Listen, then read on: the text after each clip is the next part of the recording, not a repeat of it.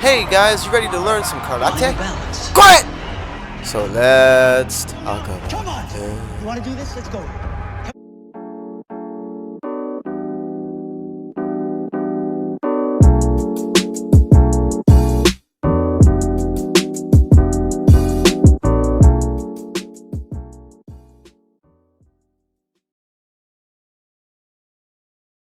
Cobra Kai, the Karate Kid Saga, is a side-scrolling beat-em-up, almost in a parody sense of Double Dragon, video game based on the American streaming television hit classic Cobra Kai.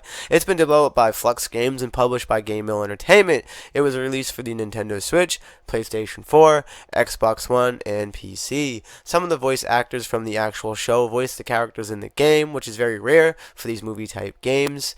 And it all features an original soundtrack from the actual people that made the TV series show, which in itself is another bonus. And now we're going to get into the bluntness of the review. That's right, bitches. I can't hold back just because I love this shit. First, let me clear my throat. First, by all means, Cobra Kai the Karate Kid Saga isn't a terrible game, nor is it a great one. Cobra Kai is somewhere in the frozen Everglades of the middleware of shit-stained underwear under your bed that you forgot about. And it's like once you wash it, it becomes wearable again, but until you do, it just kind of sits there under the bed with their shitty smelly stains. I like Cobra Kai, however the gameplay is completely rough. It suffers from hitbox mishaps, awful collision problems. If you use a combo and skills too many times, they overlap and override each other, and pretty much nothing happens, except now you're waiting for a cooldown to use them skills again. The parry system is garbage. The graphics look like smeared diarrhea shit. Some of the props in the background are so low res poly that you can count the polygons, and if I was going for that type of art style I would understand, but in this case it's not. There's levels that are completely using different assets. It almost looks like a whole fucking different game. There was this one level that had a brightness effect where it was just blinding. It was fucking terrible. The story tries to mirror the TV show, so I will give it that much. Even though it's cheeky and tongue-in-cheek, so isn't the TV show, and I enjoyed that much at least as I was able to observe. Your enemies pop in and out of frame. The camera system is fucking janky. It fucking completely toys with your dick, and there's no differentiation. It cuts off the boundaries. You can't pick up stuff and go back. The AI just spams the same fucking attack over and over. It has no fucking variation of move sets. It's almost like they have one attack and one animation for that attack. It's pretty fucking sad. The difficulty is artificially created, meaning they just try to overpopulate the map and overcrowd your character to make it seem harder. It's not really harder. It's just the AI is dog shit, and they fucking overwhelm you and overlap you, because they just throw shit at you and make it feel like it's hotter.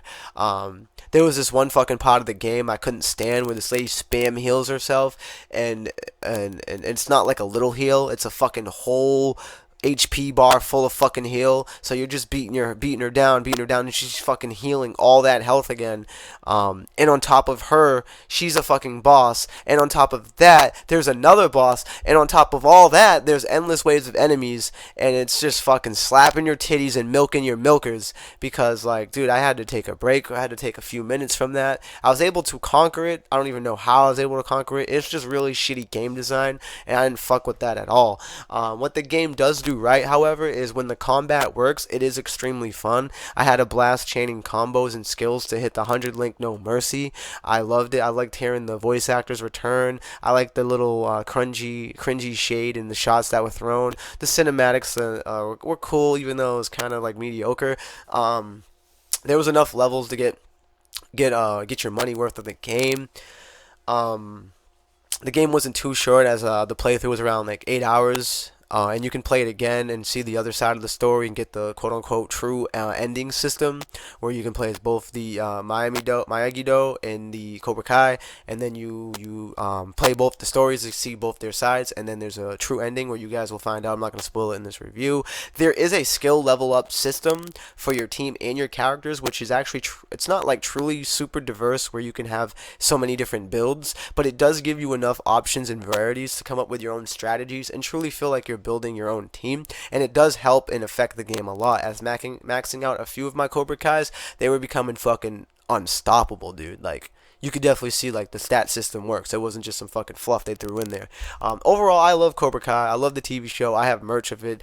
I had to give the game a shot, and honestly, I'm not really too disappointed at all. I paid $20 for the game. I feel like it's worth the $20. I don't feel like it was worth whatever it came out day one. If it was like a fucking $60 game, you could fucking suck my taint, as I'm not paying 60 for that. But for a $20 game, I feel like it has everything a $20 game should have, and it could have been a lot worse. We here at NGI give Cobra Kai: The Karate Kid Saga a 6 out of 10. Make sure you stay up to date with all the latest in gaming tech news and reviews. Smash that like, and as always, subscribe. God bless and peace.